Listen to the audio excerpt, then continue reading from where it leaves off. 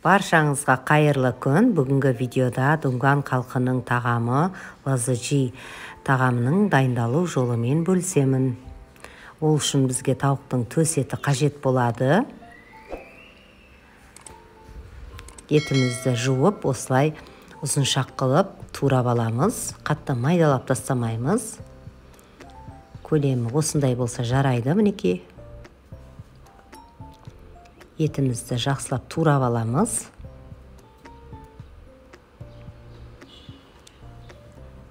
Турап алған етімізді ыдысымызға салып, маринадтайтын боламыз. Біз үстіне паприкамызды саламыз.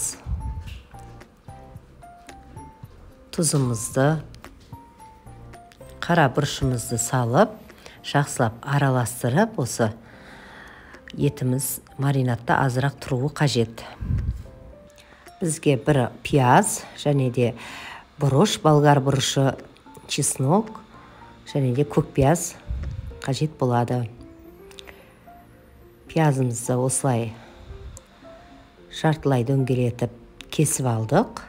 Бұрышымызды да ұзыншақ қылып осылай кесіп аламыз. Қатты майдалап тастамаймыз.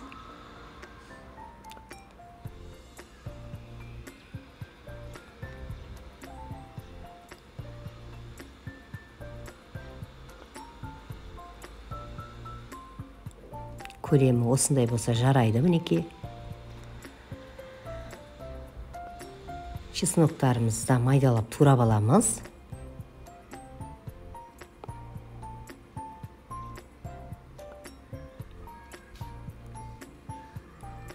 Көк пиязымызды ұзыншақ қылып, осындай қылып тураймыз. Енді тапамызға майымызды құйып қыздырып аламыз. Және де жаңағы маринадта тұрған тауық етін салып, қуырып аламыз. Қызып тұрған майға салып, осылай қуырамыз.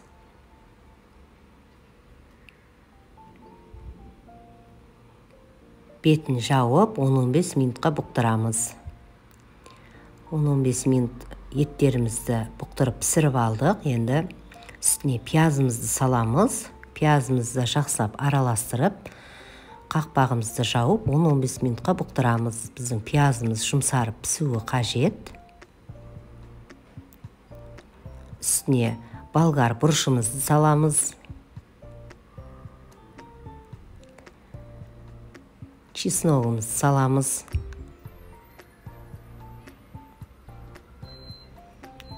Көк пиязымызды салып, үстіне паприка, қара бұрышымызды саламыз. Тұзымызды саламыз.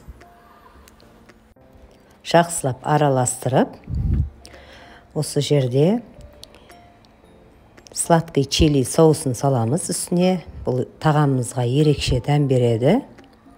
Өте дәмді болып шығады. Бір 5 минутқа қалдырамыз. 5 минут бұқтырылған соң үстіне суымызды құйып, тағы да бір 10 минутқа ғана қалдырамыз. Көп пісіп кетпеуі қажет. Біздің болгар бұрыштарымыз. Енді күрішімізді дайындайтын боламыз. Күрішіміздің үстіне суымызды құйып, осы суда 15 минутқа қалдырамыз. Қазанымызға майымызды құйып, үстінен сары майымызды саламыз.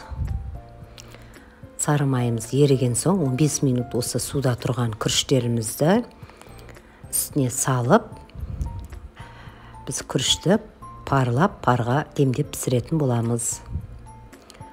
Күріштеріміздің үстіне суымызды құямыз. Суымыз күрішімізбен бетпе-бет тұруы қажет. Суымыз кішкене ғана көтеріледі күрішімізден. Тұзымызды саламыз. Енді жақсылап қайнатып, суын тарттырып, бұқтыратын боламыз. Осылай күрішіміз әдемі болып піседі. Біз суға салып қойған соң аласы қалмай, күрішіміз тегіс әдемі болып пісетін болады.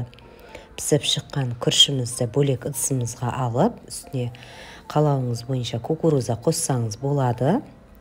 осылай бәрін жақсылап араластырып кесемізге салып, қазір тағамымызды жинайтын боламыз. Қажетті заттардың бәрін осы видеоның астына жазып қалдыратын боламын. Біз табағымызға осы күрішімізді осылай ортасынан ғана орналастырамыз.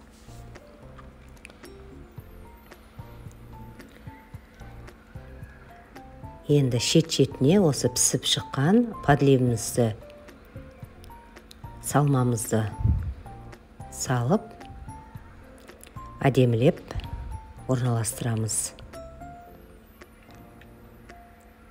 Иісі деген өте керемет болып шығып жатыр. Үстіне енді пиязымызды, көк пиязымызды осылай турап қосатын боламыз. Осы көк пиязымызбен осы тағам өте керемет үйлесетін болады. Астарың дәмді болсын, жасап көруге кеңес етемін. Егер ащы болсын десеңіз, осы подливасына кішкене ащы бұрыш қоссаңыздар болады. Астарың дәмді болсын.